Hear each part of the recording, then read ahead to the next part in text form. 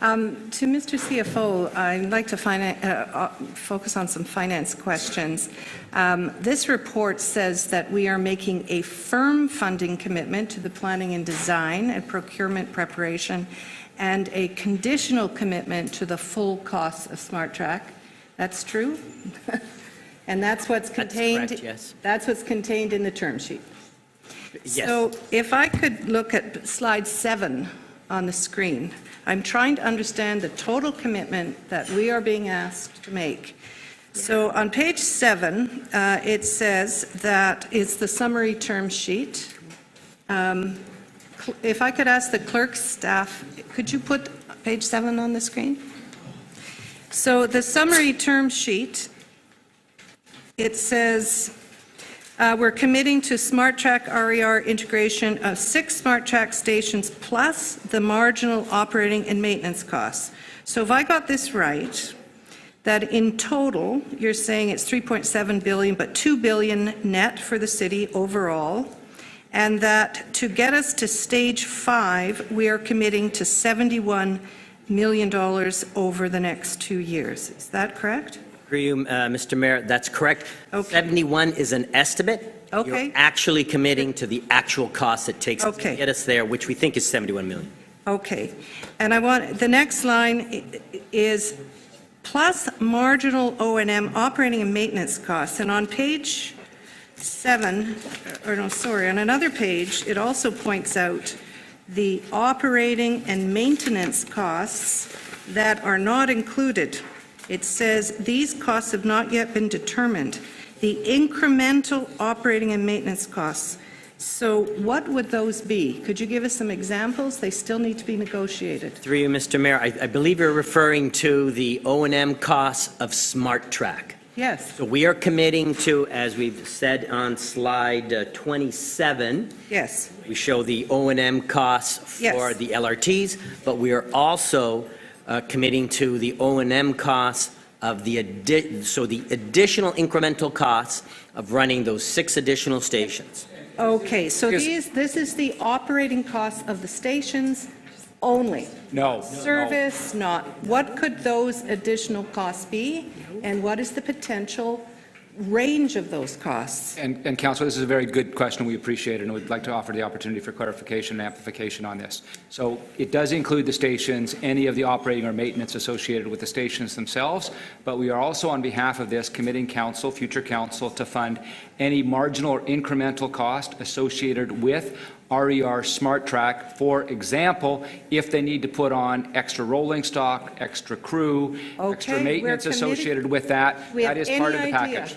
Any idea what those costs are? No. Okay. So to go back to the summary sheet, if I could. So we don't know. So we're committing to $71 million in the next 2 budget years for SmartTrack, $2 billion overall. Maybe, but we can get out if we want at certain stages, as long as we pay the sunk costs. But we're paying the O&M costs that we don't know. So the next set of bullets. So the Regional Express Rail, GO Transit growth-related capital costs, is at $60 million, correct? Grade separations, $62 million. Yes, so those costs are all, through you, Mr. Mayor, summarized on slide 26, perhaps. That would be helpful if you put that on the... And so the total of, what I'm trying to get is, what is the total cost we've committed to pay to the province of Ontario for these additional costs? So the total of what you see... So, RER. Through you, Mr. Mayor, so the total of the costs that you see on slide 26 would be $2.23 billion. Okay, so 2.23. Again, with the caveats in terms of these are the numbers we understand at this point, cost to construct. Yeah, I would also like to point out that we're going to go through the various stage gates, and at those stage gates, we will be refining. I've only got 20 seconds. And I know, but we will also be refining the O&M costs. Seconds left. Oh, you shouldn't interrupt each other, please, with respect. All right, go ahead, Councillor Davis. On the operating costs, so we are looking as on page 27, the operating costs that we anticipate for the LRTs we know are $215 million per year. correct? That is just the gross cost. Yes. There will be And- obviously offsets with fare revenue and bus costs. And this is your last question. And finally, the Georgetown South project cost is 95 million. That's correct, and those So the are, total costs on this page. I know that, I'm sorry, that that was we're- the last. I want to know the total costs we're committing to Okay. in this All right. this And agreement. that will be the final question. Thank so you. through you, again, it's the 2.23 billion, because the final 95 million that you referenced, we already have that in our budget under the conditional approvals that council gave in 2015 budget. So additional incremental commitments, 2.23 billion. Okay. 95.5 million is already in our budgets. Thank you, Mr. Rossini, and thank you, Councillor Davis, and Councillor Matlow is next. Through you, Mr. Mayor, may I turn our attention to, in the appendix, page 12, and then the second bullet from the bottom. It says, further investigation will be needed regarding potential infrastructure conflicts between the rail bridge widening required to accommodate a station straddling the Don River and the Don Valley Parkway and the vertical clearances required for the Garden Expressway ramp reconfiguration under the Hybrid 3 option approved by Council in March 2016. My question is it at all possible that by approving the rebuilding of the Gardner, the hybrid option, versus the Boulevard option, this might actually present a conflict in building a station at all at the Unilever site? Mr. Mayor, I don't believe so. The planning on the Hybrid 3 is well known to all. The principal object in Metrolinx is to get some more storage, so the Wilson Yard, which is adjacent to the Hybrid 3, provides them some additional capacity that we would have to negotiate with them. In addition, there's an extra width of the Don River Bridge, and I think that's part of what we're alluding to, that's required for the additional RER program, SmartTrack, and that planning is underway with Metrolinx as we speak. But obviously it says further investigation. So do we know today that it is possible to build a station there? Yes, we believe it is. No, do we know? Well, again, the question is a bit loaded. No. It is in this sense. Do we know exactly? The answer is no. Do we know that it's more than plausible? No, Yes. By the way, I'm actually not trying to make a point. Both of you, Councillor Matlow, he was in the middle of actually finishing his answer to your question, and you started up again, so I'll stop the... So we have. With all due Give you respect, 15 extra seconds. No, with all due respect, there was a comment just made that the question was loaded. It was not loaded. It was actually very simple.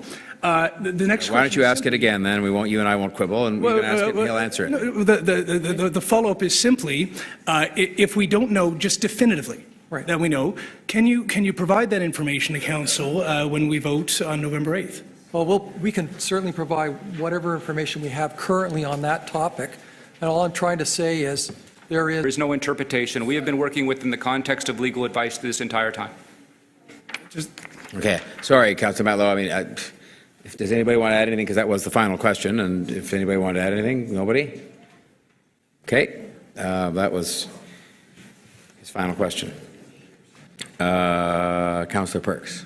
Thank you very much. To the Chief Financial Officer, the report speaks to potentially using development charges as part of the funding. Would those be from a new development charge added on top of existing development charges, or a reassignment of existing development charges? It would be an increase to the development charge once we redo the bylaw to include this project. Thank you very much. Higher DC. Thank you very much.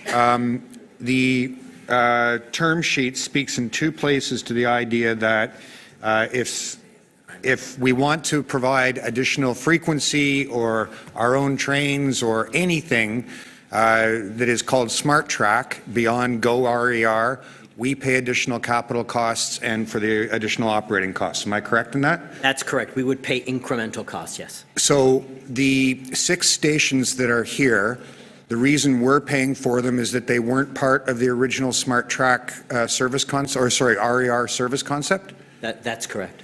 So what we're paying for here is to build the stations, not to have trains stop at them. Because you just told me that anything beyond the existing service concept is something not covered in this agreement, and we would have to pay in addition. You also told me that the reason we're paying for these 6 stations is the RER service concept didn't see that these stations were necessary. So all we are paying for here is to build the stations, not to have trains stop at them. Well, that's not correct. What we said. Where was my reasoning wrong? What we said in the previous questioning, and that what this terms of the terms commit to, is that we pay 100% of incremental capital costs. That's been estimated net $2 billion. Yes. And we will pay 100% of the incremental operating and maintenance costs. Which are not identified in here. Which are not identified, but That's we know are correct. going to be So something as I more than said, zero. we're paying to build stations and not to have trains stop at them. No, With absolutely. what's in front of us here. Through the mayor, There would in be fact- additional costs if we want the trains to actually stop at these stations. So, Mr. Mayor, we wouldn't build stations to have no one stop at them. What we're particularly interested in doing is providing stops, urban stops in Toronto that is a more urban service, providing greater service to the citizens of Toronto. That's the object. Thank you very much, Mr. Livy. The TIFs. The TIFs assume taking a portion of the new property tax paid by people who do not currently live here or businesses that are not currently here and are in that zone.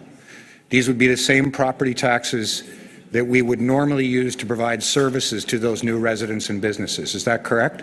Through you, Mr. Mayor, that's correct, and that's why we've shown 3 illustrations. What if we didn't do a TEF? What if we used only 50%? And what if we used all of it?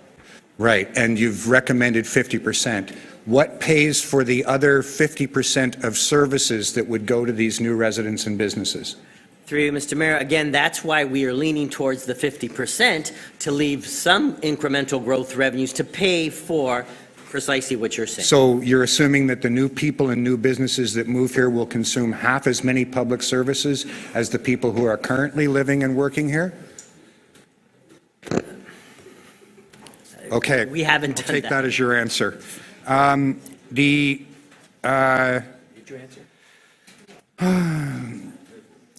Did you answer? Yes, I wanted to ask to follow up something the city manager said in his presentation. The numbers here do not include any risk costs, and I understand this will be done through Infrastructure Ontario, so they would use the risk cost modeling that they typically use, and doesn't include financing costs. On just sort of an order of magnitude basis, would those typically increase the numbers that we see in front of us here by 1 to 2%, 10 to 20%, or 100 to 200%?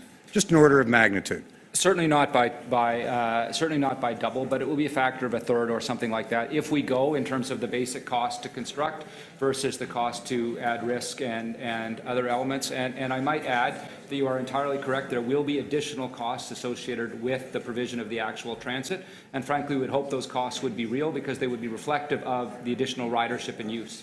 Yeah, absolutely. Yeah. So speaking If I may, of additional on that ridership, point, we have also included a 50% contingency in the costs that are in there. So these costs include a 50% contingency. so whose answer is correct? The city manager that I should look at these and increase them by a third? Both or- are correct. That's correct? Okay, We've taken fine. a That's all I base needed then. cost That's and all I needed inflated then. them 50% because right now we do not have precisely those costs that the city manager. Thank you very much. To the TTC, it's understood here that we're picking up a whole lot of new operating costs when the Eglinton Light Rail line comes on. Will you be able to offset those costs 100%, including the cost of all new riders that you say you will be attracted to this line through efficiencies in current service, or will it have an impact on service or fares down the road? This line will open about 5 years from now, and yes, it will have an impact on fares and services at that point in time, and we've got the 5 years to determine what that is and how that would be funded. Thank you. Thanks, Councillor Perks.